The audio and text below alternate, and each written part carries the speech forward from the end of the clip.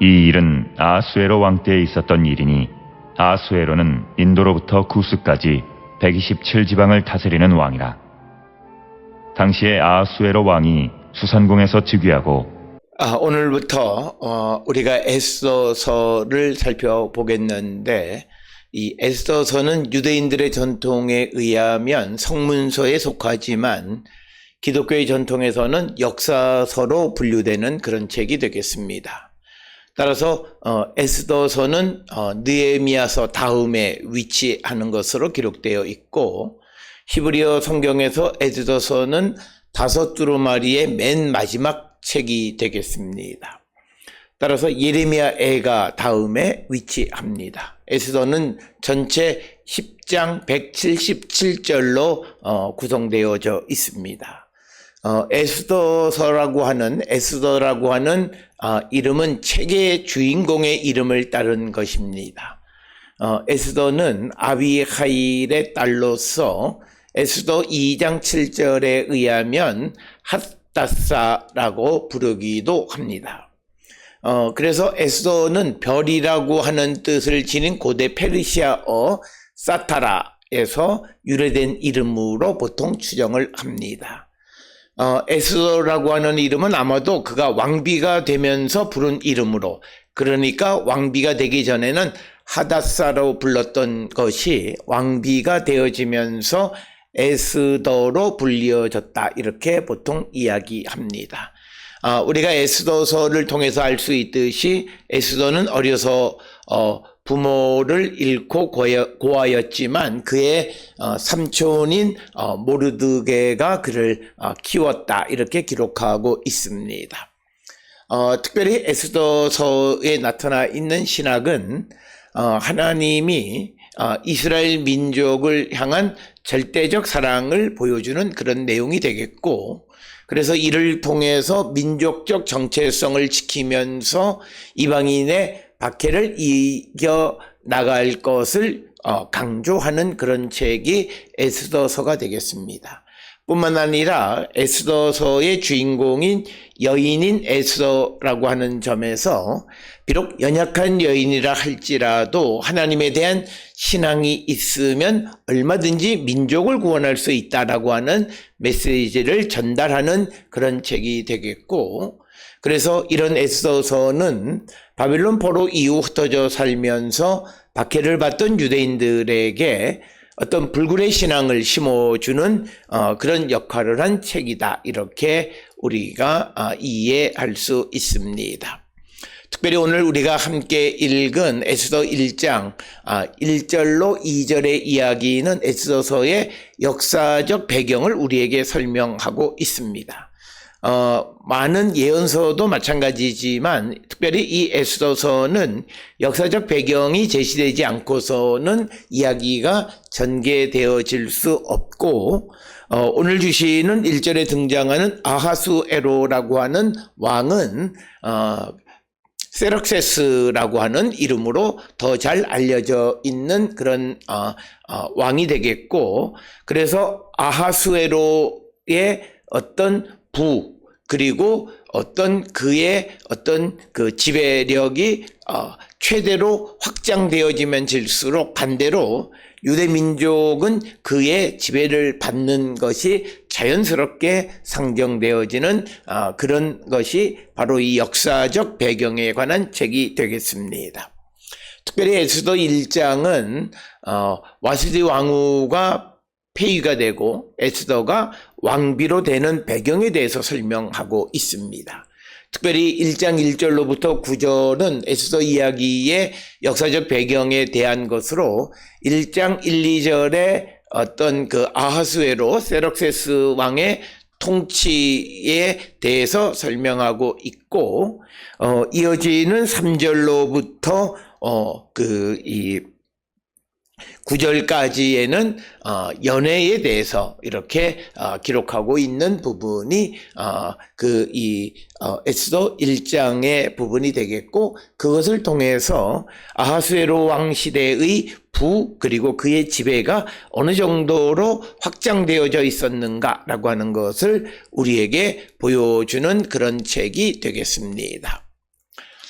특별히 에스더서는 5두루마리 가운데 한 권으로서 특별히 유대인들의 달력인 아다르월 14, 15일에 특히 이 불임절에 이 책을 낭독하는 그런 전통이 있습니다. 오늘 우리가 읽은 1절, 2절에 1절에 이 일은 아하수에로 왕 때에 있었던 일이니 아하수에로는 인도로부터 구스까지 127지방을 다스리는 왕이라.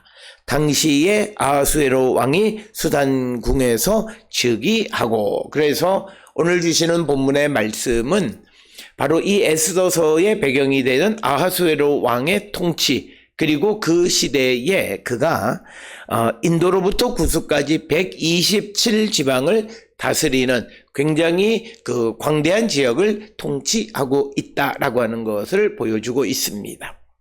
이처럼 페르시아 왕 세르섹스 1세의 그 지배가 확장되어져서 넓은 지역을 지배하는 그런 왕으로 묘사하면 할수록 반면에 유다 민족은 더 초라한 모습으로 묘사되어지는 그런 특징이 있습니다.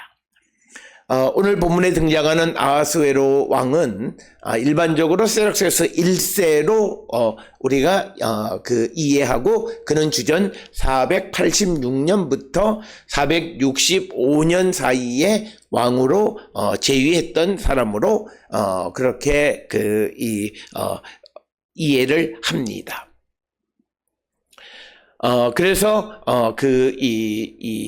아하수에로가 아르닥사스다라고 하는 것은 페시타나 70인역에서 이 사람을 아르닥사스다로 읽었기 때문에 아하수에로, 아르닥사스다 혹은 세럭세스 전부 다 같은 인물로 보통 이해를 합니다. 특별히 오늘 주시는 본문에 인도로부터 구스까지 127지방을 다스리는 왕이라는 것은 이 아하수에로 왕 때의 페르시아 제국이 어느 정도 규모였는가를 우리에게 보여주고 있고, 동쪽으로는 인도로부터 아프리카의 에티오피아 지역까지 통치했고 전국을 127지방으로 나누었다, 이렇게 기록하고 있습니다. 지방으로 기록되어져 있는 메디나라고 하는 것은 제국의 속주를 의미합니다. 페르시아가 제국을 여러 행정구역으로 나누어 다스렸는데 다리우스 왕 때에는 대략 한 20개의 지역으로 행정구역, 이것을 사트랍이라고 부르는데 20개의 행정구역으로 나누었고, 그래서 시리아 팔레스틴, 즉 이스라엘이 속하는 지역은 제5 행정구역에 속했습니다. 그런데 이 행정구역이 시간이 지남에 따라서 31개까지 늘어나게 되어진 것, 그것은 그만큼 페르시아의 지배하는 영역이 넓어졌다라고 하는 것을 우리에게 가르쳐주는 말씀이 되겠습니다. 따라서 오늘 주시는 아하수에로 왕 때에 페르시아가 인도로부터 구스까지 127지방의 넓은 지역을 통치했다라고 하는 것은 유다는 그 페르시아의 한 부분에 속하는 지역이다라고 하는 것. 그래서 페르시아가 이 웅장하고 그다음에 그 힘이 극대화되어 있는 시대에 이스라엘은 가장 초라한 존재였지만, 그러나 하나님의 구원으로 말미암아 구원을 얻게 되어짐을 우리에게 보여주는 그런 책이 되겠고, 2절에 의하면 아하수에로 왕의 수도가 수산이었다, 이렇게 기록하고 있고, 수산궁을 직역하면 수도 수산 혹은 성곽이 있는 도시 수산, 이런 의미가 되겠습니다. 특별히 히브리어 비라라고 하는 것은 오늘날로 이야기하면 캐피탈, 수도라고 하는 그런 의미를 가지고 있고, 수산은 수산과 같은 지명이 되겠고, 페르시아에는 4개의 수도가 있었습니다. 특별히 엑바타나라고 하는 곳이 하나 있고, 바벨론이 있었고, 페르세폴리스, 그리고 수사 혹은 수산, 이렇게 4개가 있었는데 그 가운데에서 가장 화려하고 큰 도시가 수사였다라고 하는 것입니다. 특별히 오늘 주시는 본문의 말씀은 바로 아하수에로 왕이 수사에서 그의 성공과 기쁨을 누리고 있었다라고 하는 겁니다. 그래서 수사 성체의 세락세스가 그 편안함, 안정, 그런 성공, 영광 이런 것들을 누리고 있었다라고 하는 것을 말함으로써 반대로 유다는 그 반대의 상황에 처하게 있었음을 당연하게 우리에게 보여주는 것이 오늘 주시는 1절, 2절의 말씀. 그래서 1절, 2절은 페르시아의 아하수에로가 넓은 지역에 큰 부귀와 영화를 누리고 있었다라고 하는 것을 보여줌으로써 반대로 유다는 아주 초라한 존재였다라고 하는 것을 자동적으로 보여주는, 간접적으로 보여주는 이야기가 되겠습니다. 그래서 이렇게 큰 나라 가운데에 있는 유다도 그들이 신앙을 지키면 하나님이 얼마든지 그들을 구원해 주실 수 있음을 우리에게 보여주는 것이 오늘 주시는 1장 1, 2절 역사적 배경의 가장 큰 목적이 되겠습니다. 따라서 우리가 세상을 살아가면서 하나님에 대한 믿음을 가지면 우리의 환경이 어떠하다 할지라도 아무리 거센 물결이 우리를 덮치려 한다 할지라도 하나님이 우리를 구원해 주심을 말씀하고 있는 것이 오늘 주시는 에스더 1장 1, 2절의 말씀이 되겠습니다.